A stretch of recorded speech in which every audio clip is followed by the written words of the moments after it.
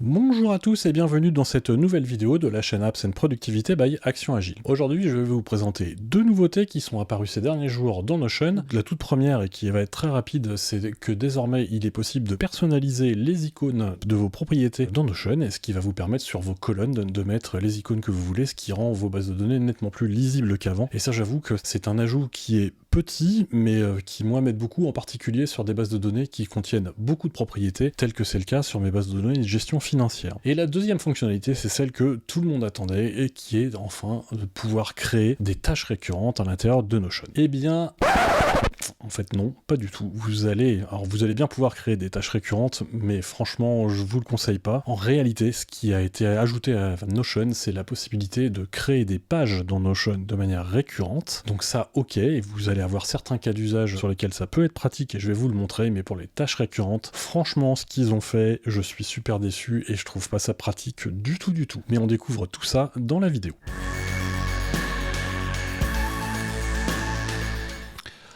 Alors on s'est mis sur une base de données qui est dans mon système, donc en l'occurrence qui est la base de données des jours, donc c'est là où je mets, vous le voyez, tous les jours de l'année que je paramètre et où j'ai notamment mes routines, ce qui d'ailleurs me permet de vous introduire une fonctionnalité toute nouvelle qui permet désormais de personnaliser les icônes que vous avez sur vos propriétés, donc sur vos entêtes de colonnes, ce qui est hyper pratique quand on a des routines comme ici où on veut afficher une colonne qui est toute petite et donc on voit pas le titre, mais désormais comme on peut changer les icônes, et en trouvant des icônes bien parlantes, ça permet de faire un peu ce qu'on veut. Donc ça c'est tout simple à modifier, il suffit d'aller cliquer sur le bouton droit sur l'intitulé de colonne, et puis là ici vous pouvez changer l'icône de l'intitulé de la colonne comme vous le souhaitez. Donc là je me suis positionné sur une base de données, et la nouveauté concernant l'apparition de la récurrence, c'est que quand vous allez dans les modèles ici, et bien en cliquant sur les trois petits points à côté d'un modèle, vous allez avoir de nouvelles possibilités ici d'en répéter. Le principe, c'est que quand vous allez créer un nouveau modèle de page, donc on va ici créer un modèle qui s'appelle jour,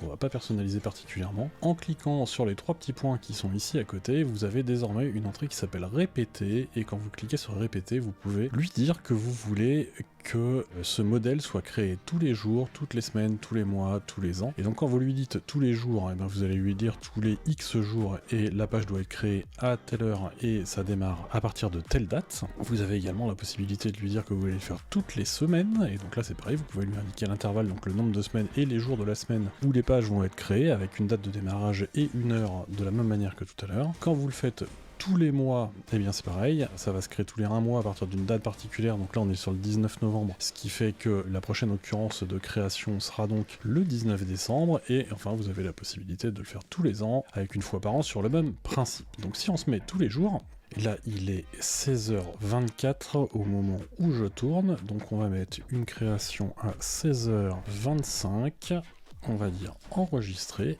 Donc ce que l'on va faire, c'est qu'on va supprimer tous les filtres de façon à voir la création de la page, étant donné que j'ai rien rajouté de particulier. Et puis on va ajouter deux champs. On va ajouter un champ qui va nous afficher la date de création ici, qu'on va appeler date de création, ça me va très bien, qui va apparaître là, et puis on va ajouter un autre champ qui va être un champ permettant de voir qui a créé l'enregistrement, et comme ça vous allez voir un peu ce que ça donne. Et puis on va modifier le tri, on va le passer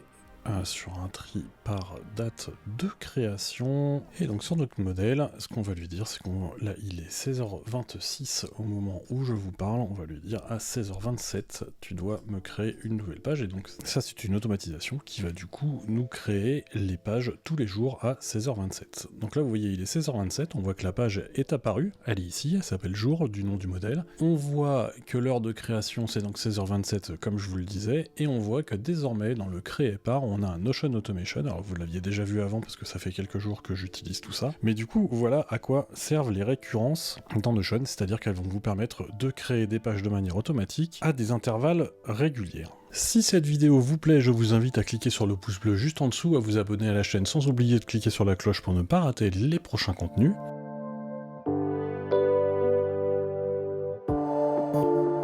Alors évidemment, pour faire des tâches récurrentes, disons que c'est pas l'idéal, quoi, parce que du coup ça veut dire que si vous voulez créer une nouvelle tâche récurrente qui serait, par exemple, moi je dois faire la litière de mes chats toutes les semaines, ça veut dire qu'il faudrait que je crée un modèle ici qui va s'appeler litière des chats, et puis une fois que mon modèle il est créé et qu'il est là, je vais lui dire, ça, tu vas le faire toutes les semaines, tu vas le faire 2 fois par semaine, et tu m'envoies ça comme ça. Alors ok, ça marche, hein. Je veux dire, c'est fonctionnel, effectivement. Le problème, quand même, de mon point de vue, c'est que c'est pas hyper adapté à une to-do list, hein, parce que vous allez vous retrouver avec, en fait, la liste de vos tâches récurrentes qui est ici. Bon, pourquoi pas. D'autre part, vous aurez pas la possibilité de dire quelque chose du genre, vous avez une tâche qui doit se répéter toutes les semaines, et vous voulez que ce soit une semaine après qu'elle ait été exécutée, comme on peut le faire sur des applications de gestionnaire de tâches concurrents, type Todoist ou autre, et bah ça, vous pourrez pas le faire. Et puis surtout, moi, je trouve que le problème, c'est que voir la liste de ces tâches récurrentes dans les modèles, c'est pas naturel, donc je suis pas sûr que ce soit très adapté, et moi honnêtement j'ai conservé mes automatisations sur mec.com pour mes tâches récurrentes, je trouve que c'est bien plus efficace. Alors en revanche, il y a quand même un cas d'usage qui est plutôt pratique, et d'ailleurs c'est le cas d'usage que vous voyez ici en haut là, c'est que comme vous le voyez, moi je crée tous les jours, enfin en tout cas avant cette fonctionnalité, tous les jours je me créais une nouvelle page où je la faisais créer par mec pour créer ma journée ici et que j'ai pas à le faire moi-même. Donc là ce que j'ai fait, c'est que j'ai créé 2 récurrences à l'intérieur de Notion, une qui est ici et qui va se répéter tous les week-ends. Alors pourquoi celle-là je l'ai fait tous les week-ends? C'est parce que les week-ends, moi ce que je fais, c'est que je mets une icône violette, parce que c'est pas un jour travaillé, et les jours travaillés je mets une icône bleue, donc du coup j'ai fait un deuxième modèle qui est ici avec une icône bleue, et lui je lui demande de se répéter tous les jours de semaine. Donc ça c'est vrai que c'est pratique. L'autre avantage que ça, c'est que du coup ça m'applique le modèle au moment de la création, ce qui est pas le cas quand on fait une création de page par mec.com. On n'a pas la possibilité d'appliquer automatiquement un modèle, donc ça, ok, c'est pratique. Maintenant, en dehors de ce cas d'usage où on a besoin de créer des pages de manière régulière, et honnêtement, je suis pas sûr qu'il y ait beaucoup de cas d'usage qui permettent de faire ça, je trouve que cette récurrence, elle a le mérite d'exister. Disons que je l'aurais pas fait comme ça, et que je suis pas sûr qu'encore une fois que ce soit adapté à l'utilisation de tâches récurrentes.